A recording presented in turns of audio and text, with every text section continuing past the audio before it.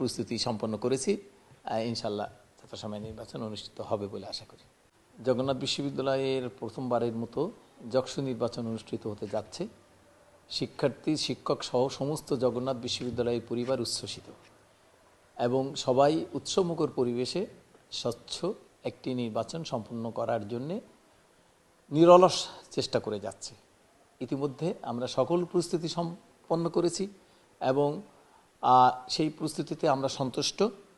আমরা সরকারের কাছ থেকে প্রয়োজনীয় সকল সহযোগিতা পেয়েছি এবং আমরা আশা করছি যে খুব ভালো একটা নির্বাচন অনুষ্ঠিত হবে। একটা বিষয় আমরা শুনতে পেয়েছি আপনার কাছে, এটা শুনতে চাই যে আসলে বিষয় কোনো সত্যতা আছে কিনা। সেটা হলো দুটো বিষয়। একটা হচ্ছে মন্ত্রণালয় থেকে আপনাকে চাপ দেওয়া হচ্ছে নির্বাচনটা বন্ধ করে দেওয়ার জন্য, এই ধরনের একটা অভিযোগ শুনতে পাচ্ছি। এই ধরনের কোনো অভিযোগ এই ঘটনা কি আসলে আপনার সামনে আসে কিনা বা কোনো চাপ আছে কিনা? না, এ ধরনের কোনো চাপ নেই, তবে আমার কাছে কিছু তথ্য চাওয়া হয়েছিল, সেগুলো আমরা দিয়েছি।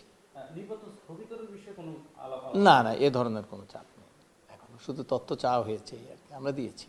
ওকে স্যার, একটা অভিযোগ আসছে স্যার, রাষ্ট্রবিজ্ঞান বিভাগের 14তম ব্যাচের নাম হলো নাফিস, যিনি গোপালগঞ্জ পৌর মেয়রের লিকুর ছেলে, সাবেক আইজিপি বেনজির আহমেদের ভাতিজা।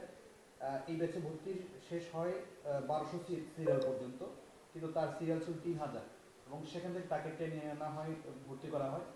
তার কোনো বিশেষ কোটাও ছিল না। তাকে এই ভর্তির কার্যক্রমে সহায়তা করেছে আইটি বিভাগের হাফিজ। তিনি আজকে মূলত সাধারণ সম্পাদক রোহিত স্যারের সঙ্গে একান্ত বৈঠক করেছেন। আপনার কাছে ইনফরমেশন আছে এই বিষয়ে স্যার? না, আমার কাছে এই বিষয়ে কোনো তথ্য নেই, সরি, এটা আমি প্রথম শুনলাম।